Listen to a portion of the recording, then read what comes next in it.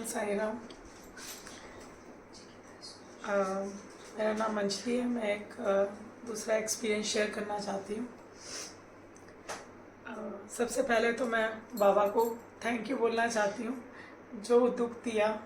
अगर वो दुख ना देते तो मैं कभी बाबा के पास पहुँच ही नहीं पाती। तो शुक्रिया वो दुख देने के लिए। और कहते हैं ना, दुख के बाद सुख आता है, दिन रात के बाद दिन आता है, सूरज दिखता है। तो एक वही हमारी ज़िंदगी भी ऐसी ही है। अगर दुख नहीं आएंगे तो हम सुख को कैसे एंजॉय करेंगे। लेकिन सुख में भी स्थिर रहना है, उस पर हम अभिमान नहीं कर सकते हैं। तो मैं अपने लास्ट ईयर की बात बताती हूँ। तो बाबा ने मुझे महापरायण, मैं पहले साइंस सच्चरित्र के बारे में बोलती हूँ। तो जब मैं साईं बाबा के 2008 में मंदिर में जाती थी बेंगलोर में, तो वहाँ पे हम शेष आरती के लिए मैं रोज़ ट्राई करती थी कि मैं जाऊँ। और थर्सडेज तो स्पेशल होता था। तो वहाँ पर एक अंकल आते थे, उनका मेरे पास अभी जीमेल ही होगा। वो मैंने उनको बोला मैं स्टॉकहोम ट्रैवल कर रही हूँ, मैं बैंगलोर से जा रही हूँ। तो जाने से पहले वो मुझे आए और साइंस सच्चरित्र दे के गए। आज वो साइंस सच्चरित्र मेरे पास अभी भी है, लेकिन उसमें वो उसको मैंने कभी समझा नहीं उस टाइम पे। मेरे लिए एक वो बुक थी। मैं उस पर साईं बाबा का सच्चरित्र है, मुझे कुछ भी नहीं मालूम था।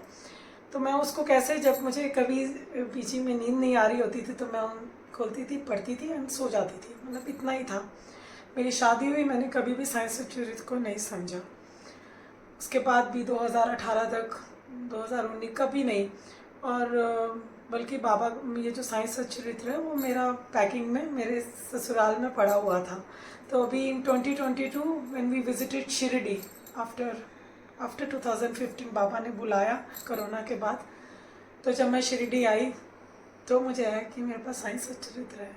तो मैंने हस्बैंड को बोला हमको कुरियर कराना है हमारा सारा सामान जो इंडिया में है। तो हमारा उसमें टेम्पल का सारा और साइंस सच्चरित्र भी था। तो जब वो आए तो तब भी वो मेरे पास 2 साल एज इट इज़ बॉक्स में था, मैंने नहीं ओपन किया।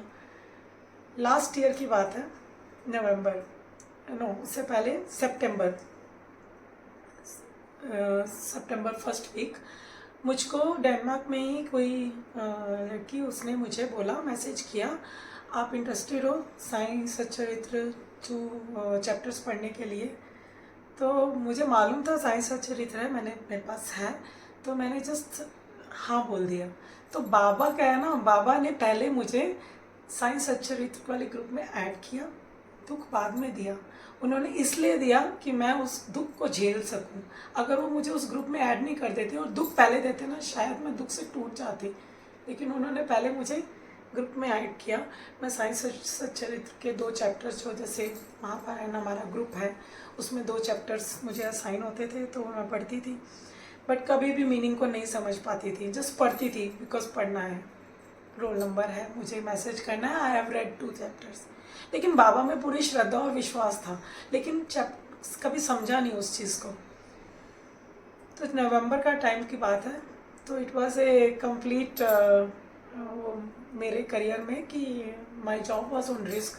और ऐसा नहीं है, कहते हैं ना कि आपका प्रारब्ध है, कि आपके कुछ कर्म है। मैं अपना काम ठीक से कर रही हूँ, बट वो जो प्रारब्ध है आपको दे रहा है, कुछ ट्रबल कर रहा है।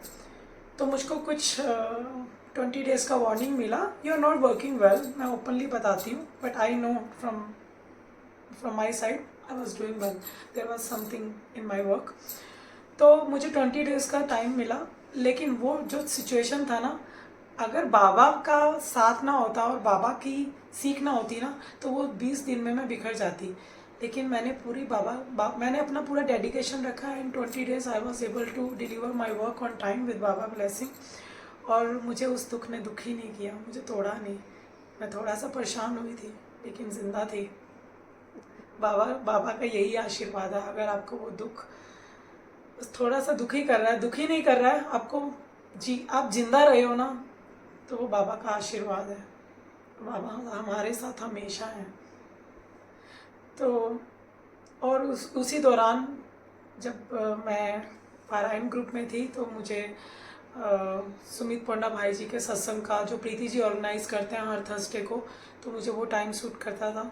तो मुझे वो ज्वाइन करने का मौका मिला। It was a blessing. मैंने मैसेजेस पढ़े, रील पढ़े, और जब मैंने उनका फरवरी का साइंस संगम का अमृत कथा का वीडियो सुना, आई वाज सो इम्प्रेस्ड।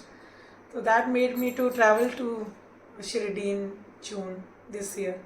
तो मैं सीधा डेनमार्क से शिरडी का फ्लाइट करके सीधा यहाँ आई अमृत कथा सुनने। और बाबा का इतना आशीर्वाद मेरे ऊपर, बाबा ने अपनी प्रेजेंस तो फील कराई और मेरे साथ डेनमार्क भी आए। उन्होंने लास्ट डे जो अमृत कथा में राजेश भाई जी ने पेंटिंग बनाया था, उसमें उन्होंने मेरा नाम चिट में पिकअप हुआ। तो दैट वाज अ ब्लेसिंग। मतलब बाबा ने पूरा ये एहसास दिलाया, मैं तेरे साथ हूँ। और आज भी मुझे जब भी कुछ भी है, मैं बाबा की पेंटिंग मेरे सामने है, बोलते हैं बाबा उसमें। ओम साई राम।